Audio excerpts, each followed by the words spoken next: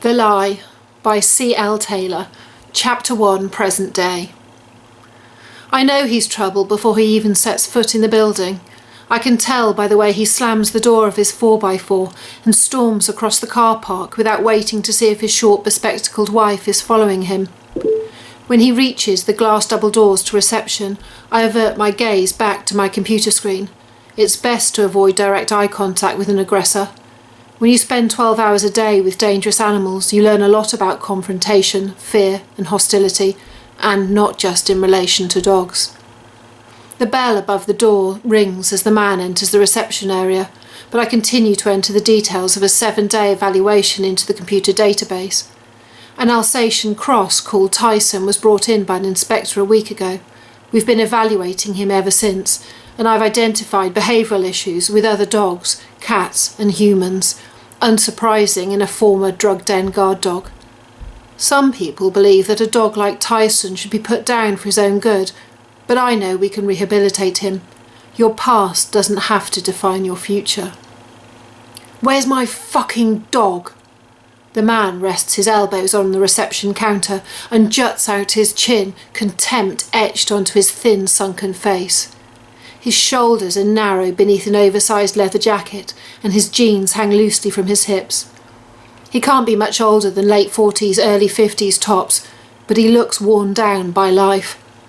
I suspect he's the sort to own a dangerous breed. Small man, big car, big dog too. No wonder he wants him back.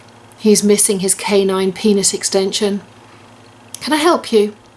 I swivel round to face him and smile. I want my dog. One of my neighbours saw the inspector turn up when we was out. They took him out the back garden. I want him back. He's called Jack. He's a Staffordshire Bull Terrier and he's 5 years old.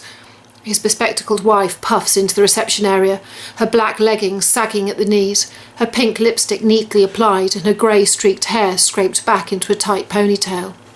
And your name is? Gary Fullerton, the man replies, ignoring his wife. I know the dog they're talking about. Jack was brought in 4 days ago. His right eye was so swollen it was sealed shut. His lip was torn and bloody, and his left ear was so mangled the vet had to remove half of it. He'd been in a fight, but it clearly wasn't a one-off. You could tell that by the scars on his body and the wounds on his face. This owner's obviously fresh from the police station, on bail pending a hearing probably. My smile fades.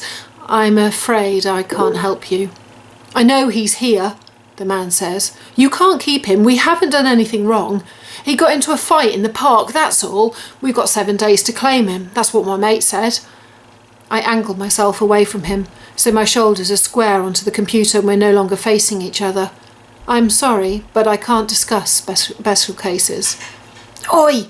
He leans over the counter and reaches for the monitor, yanking it towards him. I'm talking to you! Gary! His wife touches his arm. He glares at her, but lets go of the monitor. Please. She peers at my name bag. Please, Jane, we just want to see Jack, that's all. Just to check he's okay. We don't want any trouble. We just want to see our boy. Her eyes mist with tears behind her glasses, but I don't feel sorry for her. She must know Gary enters Jack into fights. She's probably objected from time to time, maybe tried her best to clean Jack up with a wet flannel afterwards, but ultimately she's done nothing to stop that dog getting torn to bits. I'm sorry. I shake my head. I really can't discuss individual cases.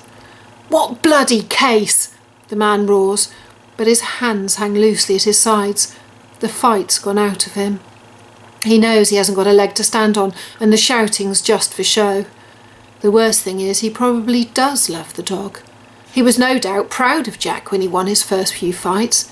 He probably gave him a big handful of dried dog biscuits and sat next to him on the sofa with his arm around him. But then Jack started to lose, and Gary didn't like that. It knocked his pride. So he kept entering him into fights, kept waiting for his fighting spirit to return, kept hoping his luck would change. Everything okay, Jane? Sheila, my manager, strolls into reception from the corridor to my right and puts a hand on my shoulder. She smiles at Gary and his wife, but there's a tightness around her lips that suggests she's heard every word we've said. We're going. Gary slaps the counter with the palm of his right hand. "But you haven't heard the last from us." He turns and stalks towards the exit. His wife remains where she is, fingers knotting in front of her, silently pleading with me. "Come on, Carol," Gary snaps. She hesitates, just for a second, her eyes still fixed on mine.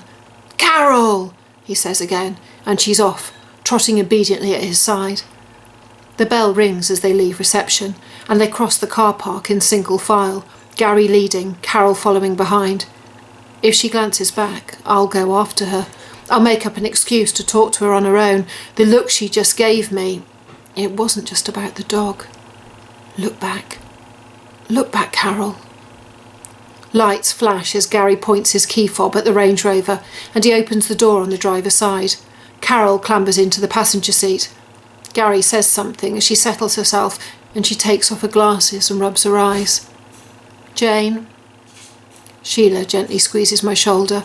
"I think we should have a nice cup of tea, don't you?" I get the subtext. Jack's your business, Carol's not. She heads for the staff room and stops suddenly. "Oh, I forgot to give you this." She hands me an envelope. My full name is handwritten on the front. Jane Hughes, Greenfields Animal Sanctuary. A thank you letter, I imagine.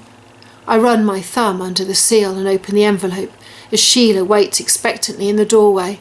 There's a single piece of paper inside, A4, folded into two. I read it quickly, then fold it back up. "Well?" Sheila asks. "It's from Maisie's new owners. She settled in well and they're head over heels in love with her." "Great." She gives me an approving nod before continuing into the staff room. I wait for the sound of her footsteps to fade away, then glance through the glass double doors to the car park beyond. There's an empty space where Carol and Gary's 4x4 was parked. I unfold the piece of paper in my hands and read it again. There's a single sentence written in the centre of the page in blue biro. "I know your name's not really Jane Hughes." Whoever sent it to me knows the truth.